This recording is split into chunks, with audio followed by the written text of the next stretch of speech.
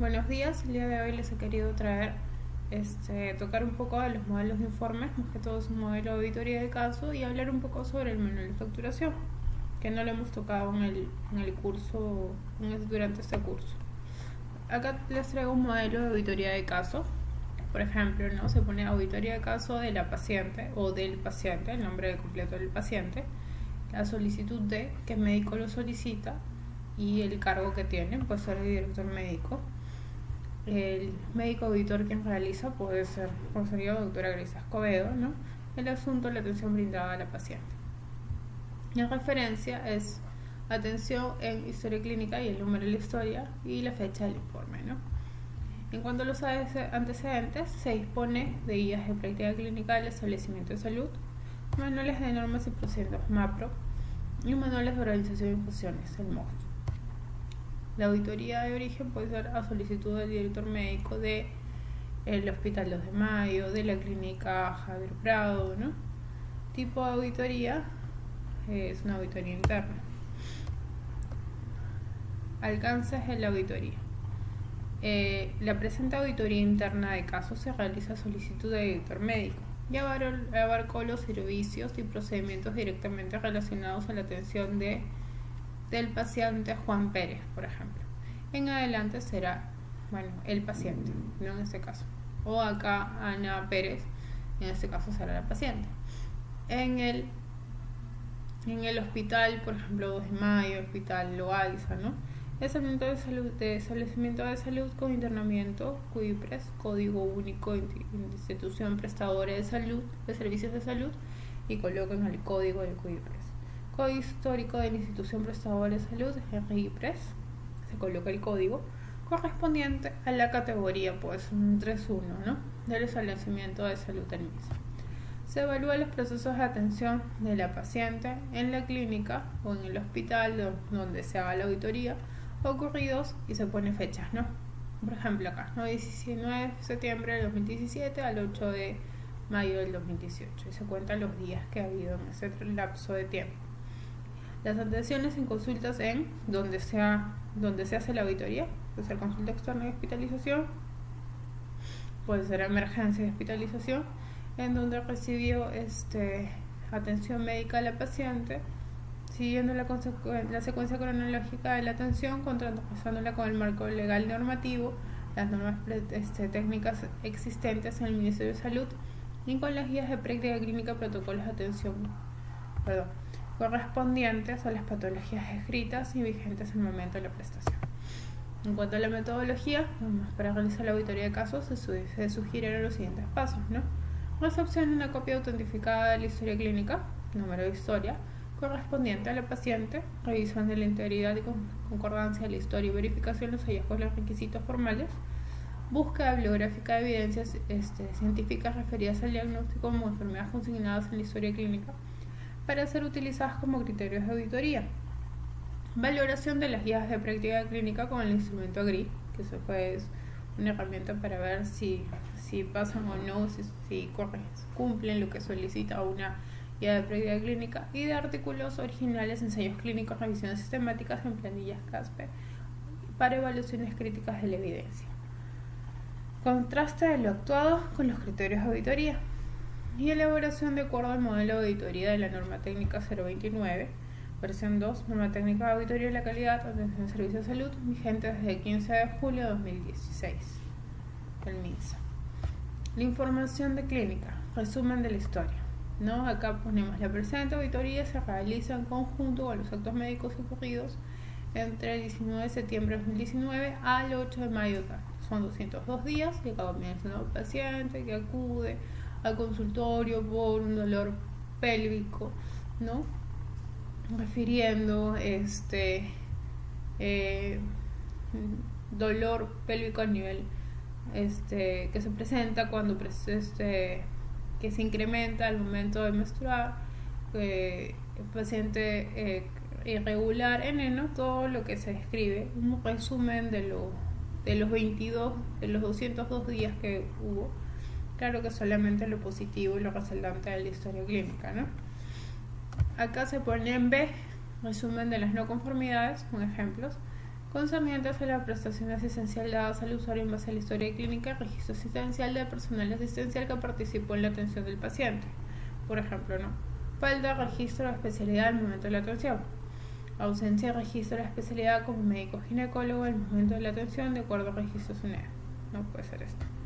Y acá se pone la norma técnica que se está utilizando y de acuerdo a la ley general de salud. Otro hallazgo, que es el más frecuente. Algunas inconsistencias diligentes en la historia, por ejemplo, ausencia de hora, ausencia de CIE-10, sello y firme de riesgo quirúrgico, posología, frecuencia, dosis de tratamiento, ausencia de prescripción, dos del consentimiento, pone cosas, más que todo eso es un tema de registro y esto va contra la norma técnica 139 de historias clínicas. Las conclusiones, recomendaciones que se pueden hacer, se firma del médico auditor o las firmas de los auditores que han realizado la auditoría.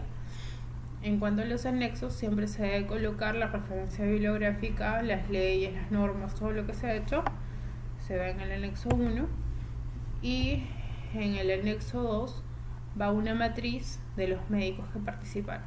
Todos los médicos que aparecen en la historia clínica deben ser. Es una columna, una matriz donde se pone una columna, el número de médicos, el nombre del médico, el colegio del médico, si tiene registro y si está acreditado. Eso se consigna con la finalidad de avalar el tipo de atención. Y eso es lo que se manda y eso es lo que se presenta al director médico o al ente que nos haya pedido la auditoría de caso. En cuanto al manual de facturación, este manual se aprobó en febrero de 2002. Es un manual que lo utiliza tanto las IAFAS como las CIPRES, Y acá les he puesto un caso que, por ejemplo, es un paciente varón que se hospitaliza el 1 de agosto y hasta el 4 de agosto por diagnóstico de apendicitis. Se realiza una apendicectomía laparoscópica y liberación de adherencias. Facturan 4 días de hospitalización. ¿Qué dice el manual de facturación? El manual de facturación indica que, que el día del alta no se factura, es decir, yo facturo el día del ingreso, es el día 1, 2 y el 3, porque el cuarto día no se factura, día del alta no se factura. Entonces acá dice facturan 4 días de hospitalización. De acuerdo al manual no debería facturar 4 días, sino 3 días. Acá están los códigos que se están facturando, que son apendicectomía y liberación de adherencias. Estas son las unidades, que la apendicectomía tiene 124 unidades y liberación de adherencias tiene 143. Como les dije, de acuerdo al manual indica días de hospitalización o estancia hospitalaria. Primero, el día del ingreso se reconoce el valor completo del día siempre y cuando se haya reproducido antes de las 12 y después del mediodía.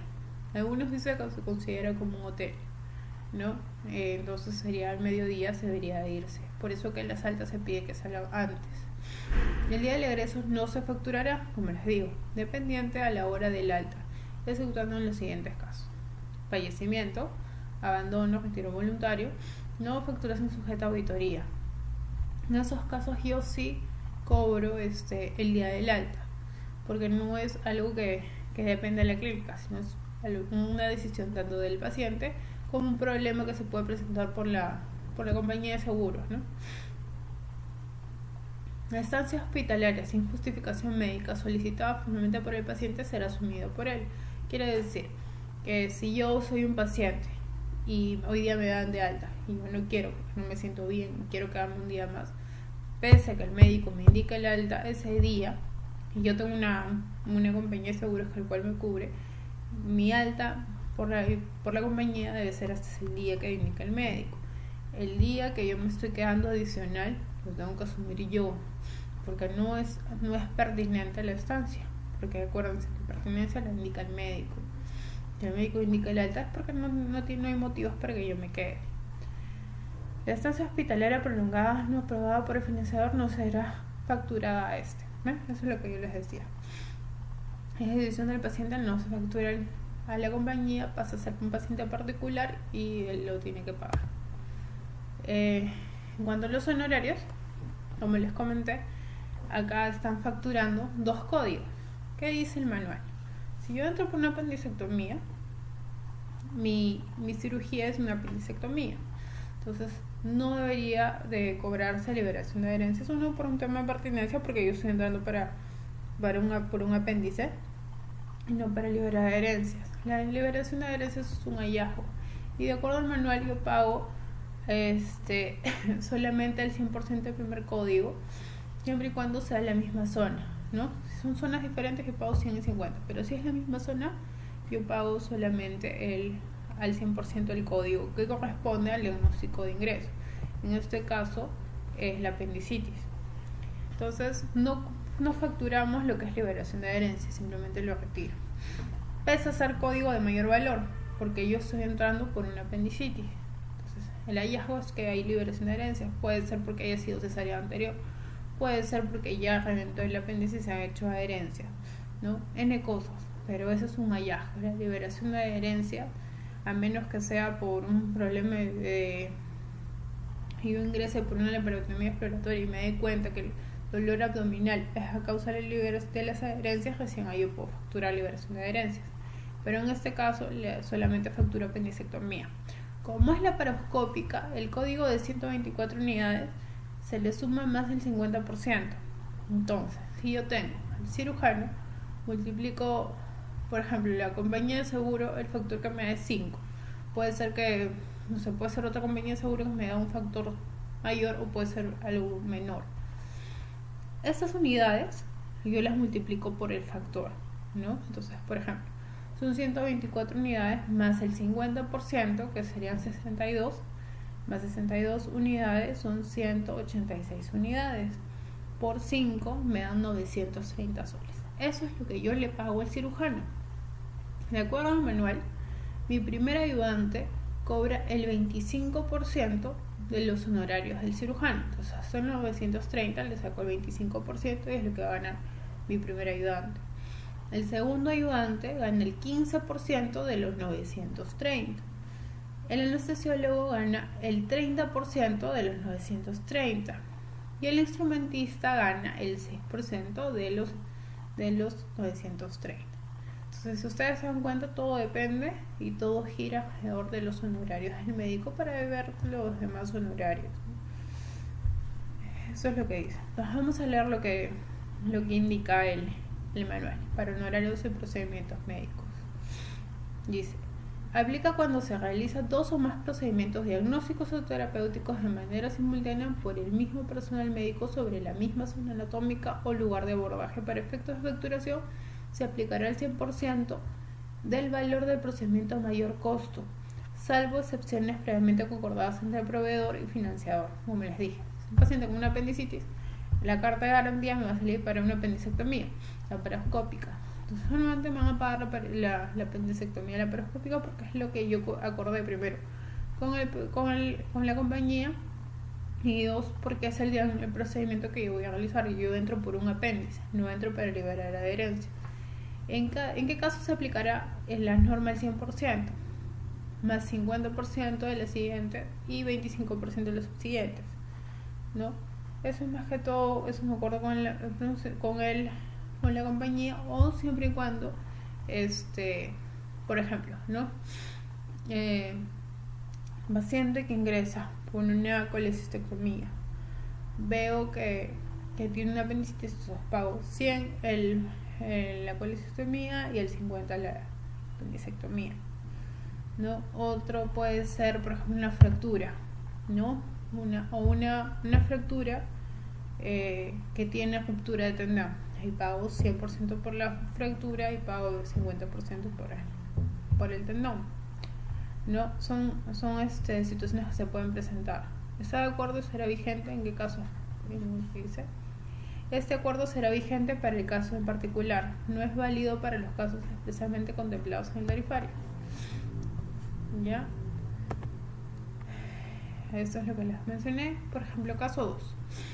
Paciente mujer de 3 años que se hospitaliza por 3 días por cuadro de deshidratación moderada y gastroenterocolitis. La doctora Vázquez la ve en emergencia y la hospitaliza. ¿Qué dice el manual? Y acá están facturando consulta de emergencia y aparte la consulta de hospitalización. El manual indica que el médico que ve el paciente de emergencia, si es el mismo quien lo trata en hospitalización, no puede cobrar los honorarios de emergencia.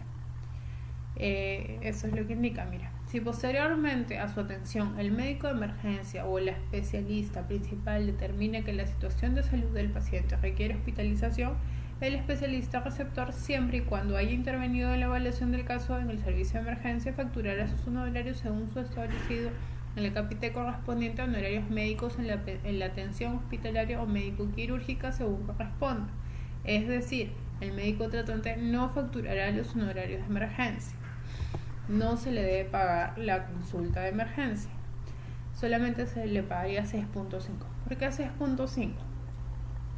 A diferencia de lo que es hospitalización de los cuartos, de los días de estancia, los honorarios médicos sí se pagan el día de alta. Entonces, el manual dice que cuando es honorarios médicos, los primeros 3 días yo cobro 2.5 por cada día. Pero ¿qué pasa si dentro de esos 3 días el paciente se va de alta el tercer día? Yo cobro 2.5 primer día, 2.5 el segundo día y el día del alta, sea cual sea, cobro 1.5. Entonces tendríamos 6.5 consultas. Si el paciente entra a UCI, es un ejemplo, el día del alta, los primeros 3 días son 4.5 consultas. Los siguientes días pasan a ser 3.5 consultas hasta que salga de UCI. Por ejemplo, ¿no? Paciente que ingresa a UCI por un problema cardíaco, primer día, y tiene un tratante que es el cardiólogo. De esos 4.5 se divide tanto para el anestesiólogo, tanto para el intensivista como para el tratante. Entonces yo pago 3 al intensivista y 1.5 para el tratante, así los primeros días. Y después pago 2 al intensivista y 1.5 para el tratante, porque sigue visitándolo todos los días. ¿Sí? ¿Qué pasa si durante su estancia en UCI tengo, por ejemplo, un paciente que tiene 5 días en UCI y hay 2 días que el tratante no le pasa visita? Esos días no se los pago, porque no hay evidencia de la evolución, no tendría por qué pagar. En ese caso, por ejemplo, si está en el cuarto día, ya son 3.5 de honorarios, los 3.5 honorarios se los pago al intensivista. No lo divido con el tratante porque no pasó visita. Toda interconsulta al paciente vale 1.5 a cualquier especialidad. En este caso, por ejemplo, solamente se pagará máximo 2 interconsultas, ¿no? Es decir, le puedes pedir 5 interconsultas, solamente se pagan 2, quiere decir que máximo yo pago 3.5 con 3 consultas. Entonces, si yo voy a tener más de 2 consultas, mejor hago manejo conjunto siempre y cuando sea pertinente o no. Cuando se hace una junta médica, los honorarios por cada médico que integra la junta médica es de 2 consultas. Cuando yo hablo de 2 consultas, esto se saca por lo que les comenté, que es de acuerdo al manual, y estas consultas se multiplican por el valor de la consulta. Por ejemplo, si mi consulta es 50 soles, yo me lo multiplico por 50 soles. Ese es mi valor de consulta, ¿no? Ya no es por el factor. En consultas no es por el factor, ¿no? En el caso de, por ejemplo, de acá son 6.5 consultas, lo multiplicamos por 50 y es lo que ganaría el médico. Por haber pasado visita, ¿no? En este caso sería 325 soles, ¿no? Es lo que ganaría el médico. Y el valor acá de la consulta es 68, ¿no? Por ejemplo, es un ejemplo, ¿no? De una consulta de emergencia. El manual de facturación tiene muchas otras cosas. Hay especialidades que tienen beneficios adicionales, como lo es traumatología, ¿no? A diferencia de otras de cirugía general, ¿no? Por ejemplo, pese a ser traumato y tener una misma vía de entrada, si si tiene más lesiones de diferentes tendones, se paga por cada tendón. Quiere decir que yo le pago 50 porque es 100, por ejemplo, es una fractura y ha roto 2 tendones, le pago 100 la fractura, 50 el segundo tendón y 25 el el segundo tendón. Entonces voy pagando así. Después gastro también tiene gollerías, ¿no? ¿Qué más nos dice el manual? El manual también indica que no se cubre polifarmacia. Quiere decir, si yo le receto un analgésico tanto vía oral como vía tópica, no es pertinente. O si le receto 2 AINES, por ejemplo, y aparte vía tópica, tampoco sería pertinente. Entonces tengo que controlar mucho lo que es la polifarmacia, ¿no? Eso sería bueno de conversar con los médicos porque eso es lo que más excede, ¿no? Bueno, sí, el manual de facturación es con lo que se trabaja a nivel de compañías, es lo que nos rige, y todo también depende del tarifario. El tarifario que tengamos, el factor conciliado con la compañía y más que todo el contrato que nosotros tengamos con las compañías. Cada compañía tiene sus exclusiones, cada compañía cubre medicamentos de diferente manera y cada uno tiene su ABC o manual de que cubre, no cubre o que necesita cartas, ¿no? Cada compañía de seguros es totalmente diferente. Se pueden parecer en muchas cosas, pero hay algunas salvedades que las diferencian. Entonces, para poder auditar un expediente, no solamente hay que conocer el manual y el tarifario, sino también el condicionado de cada aseguradora, ¿no? Los ABC. Por ejemplo, RIMAC no cubre Cefazabal porque lo considera un producto natural, a diferencia de Pacífico que sí lo cubre. Pacífico no cubre enterogermina ni floratil cuando se acompaña de un tratamiento antibiótico. En cambio, RIMAC solamente trabaja con floratil y sí lo cubre cuando tiene un tratamiento antibiótico. Entonces, esas cositas uno las tiene que ir aprendiendo, como le digo, es algo de ir leyendo, es algo de ir auditando día a día y es algo que uno va aprendiendo en el transcurso de que uno va auditando, ¿no?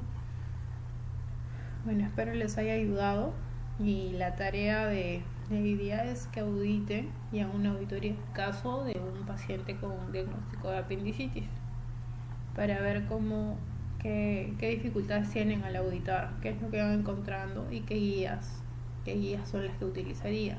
Normalmente cada establecimiento de salud tiene sus guías, pero en caso no las tenga, busquen guías por el del ministerio o guías que pasen en la GRI, ¿no? Siempre sería bueno que ustedes, si van a coger una guía a nivel internacional, le pasen en la GRI a la guía antes de utilizarla en su auditoría de caso. El GRI es una herramienta muy fácil de utilizar y es rápida, ¿no? Y eso les va a ayudar mucho en sus auditorías de caso. Bueno, muchas gracias.